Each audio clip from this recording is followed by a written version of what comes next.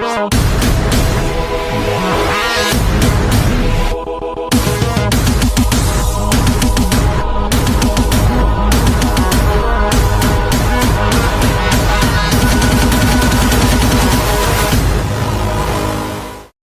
ekspektasi pikiran kita dia urut keempat, tapi dalam syariahnya dia rukun Islam yang ketiga.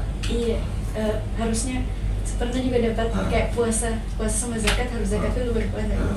Gitu kan, jadi dia zakat itu rukun Islam yang ketiga. Nah, rukun Islam itu adalah merupakan kewajiban, artinya siapa yang tidak mengerjakan rukun Islam itu akan terkoreksi keislaman. Siapa yang tidak bersalat orang tidak Islam. Siapa yang tidak sholat, siapa yang tidak zakat, siapa yang tidak berpuasa, siapa yang tidak berhaji, yang mampu, berarti itu terkoreksi Islam. Berarti ini pilar-pilar pokok dalam Islam. Siapa yang tidak melakukan zakat, kan begitu. Ini kayaknya juga kalau misalnya mau zakat fitrah boleh jadi sih. Ya, bisa juga. Tapi kan tentu kita menunggu di Ramadan nanti. Kami juga buka amil di sini stand untuk menerima zakat fitrah. Gitu. Kami juga buka setiap tahun.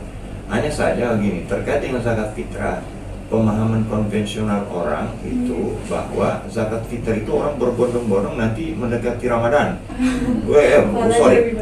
Mendekati Idul Fitri, akhirnya menumpuk di situ. Bingung, akhirnya para amil membagikan bingung. Nah, kalau di kami sudah mendorong bahwa kita malah karena sudah ada digitalisasi, bahkan ada terkait dengan bank, kami sudah off itu H-2, sudah off, tidak terima. H-2 kita sudah tutup untuk malah kami buka dari awal supaya orang membayar dari awal. Apa pertimbangannya itu? Esensi dari zakat fitrah itu kan kita berharap orang miskin dalam Islam di hari raya itu tidak ada yang kelaparan, itu intinya. Jadi sebelum Ramadan itu sebaiknya kita sebelum hari raya itu sebaiknya kita sudah kasih agar mereka menikmati di hari Ramadan. Kalau kita kasih tengah malam, kapan mereka menikmati itu zakat fitrah itu? Nah, itu juga pemahaman yang kita coba sebarkan sehingga kita dorong untuk fitrah itu sebaiknya itu dibayar H-3 paling tidak sudah lunas kita bayar lagi, karena kita harus mempersiapkan orang yang mau dibagikan itu. Karena kita sudah punya data ini orang-orang yang layak mendapat. Nah, kita sudah distribusi supaya mereka nikmati uangnya di situ, makanya mereka bergembira di hari H, bukan di hari H mereka baru bamas. Tidak gitu, nanti diserahkan tengah malam, kan begitu.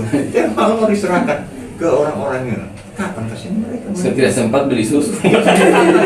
Nah, jadi tidak sempat mereka masuk kegembiraan. Nah, itu juga yang kita melihat terkait dengan zakat fitrah, sehingga kami itu mengingatkan sudah bayar dari awal supaya kita akumulasi memang supaya lebih tepat orang kita berikan, tidak buru-buru cuma kita harus bagi, karena kewajiban amil juga harus menghabiskan distribusi habis, tidak boleh karena sudah akan stop itu setelah imam turun dari mimbar, sudah tidak bukan zakat fitrah lagi. Dan bagi yang tidak membayar berarti dia punya hutang. Nah, sudah tidak sah, tidak memenuhi rukun Islam dia.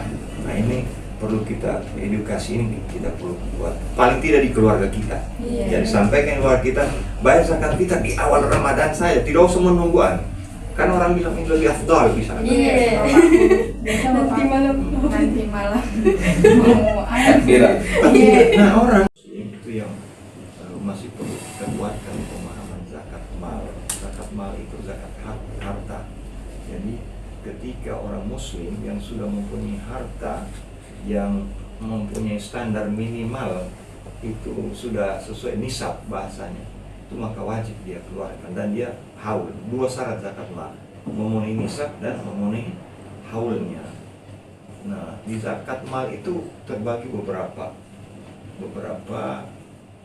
bagian, termasuk zakat yang saat ini zakat penghasilan, itu masuk zakat mal.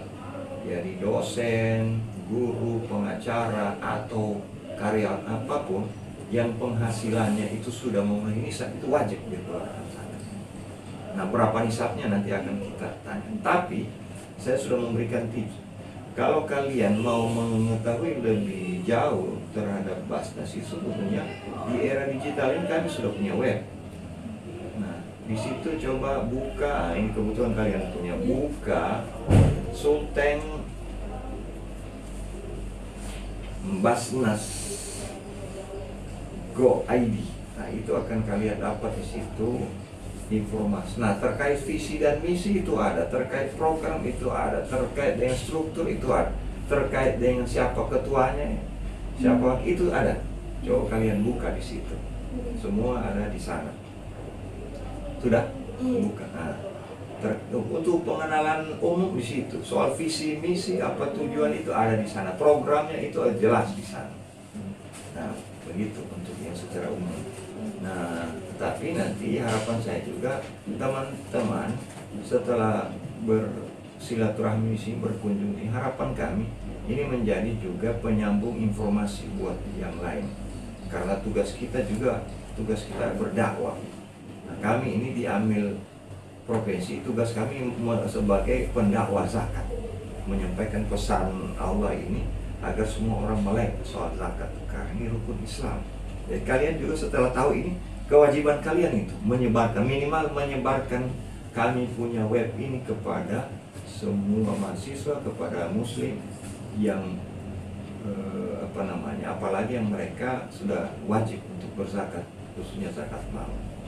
Nah, itu jadi syarat orang untuk berzakat itu telah memiliki nisab. Artinya kalau saya contohkan secara konkretnya adalah misalnya seorang pegawai apa saja, apabila gajinya itu telah mencapai sebulan itu sudah mencapai, kalau dalam nisab hitungan tahun 2024 itu kurang lebih 6.800.000 sekian.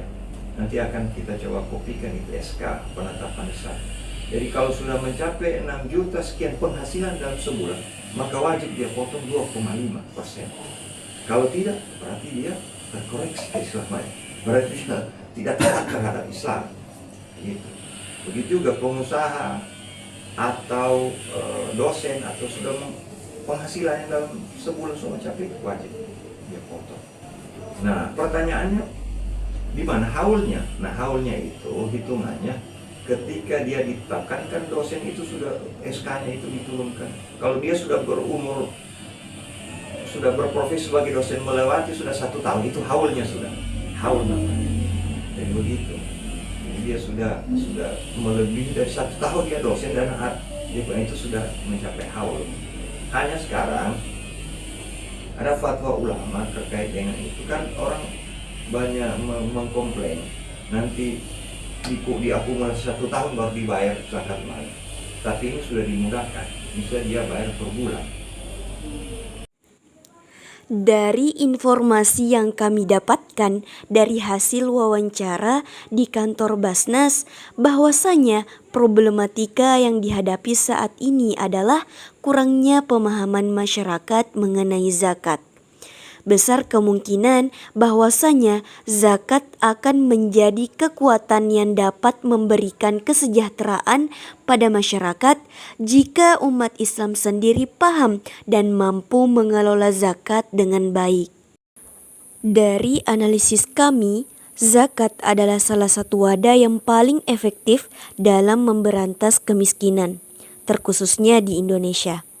Adapun PR kita saat ini adalah bagaimana memahamkan masyarakat tentang zakat, terkhususnya pada zakat mal, dan membangun kepercayaan masyarakat terhadap lembaga pengelola zakat yang resmi seperti Basnas.